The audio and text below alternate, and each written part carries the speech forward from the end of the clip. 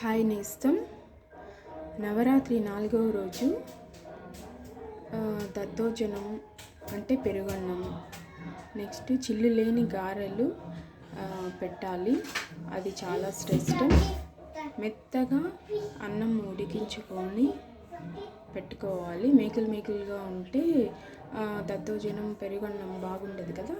ఇలా బాగా బాయిల్ చేసుకొని ఉడకపెట్టుకొని తర్వాత రెడీగా పెరుగు సపరేట్గా పెట్టుకోవాలి. నెక్స్ట్ కావాల్సిన పదార్థాలు: ఆవాలు, జీలకర్ర, పచ్చినిపప్పు, పచ్చిమిర్చి, ఎండుమిరపకాయలు, అల్లం తురుముకొని వేసుకోవాలి. నెక్స్ట్ కరివేపాకు, కొత్తిమీర.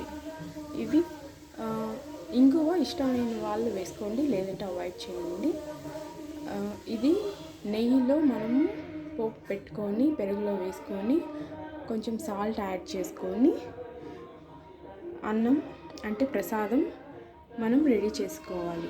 నెక్స్ట్ చిల్లు లేని మినప గారెలు ప్లస్ దద్దోజనం పెరుగన్నం 4వ రోజు నవరాత్రి ప్రసాదం. నేను రెడీగా ఉంచుకున్నాను అన్నీ. ఇంకా తయారు చేసే విధానమే చేసుకోవాలి.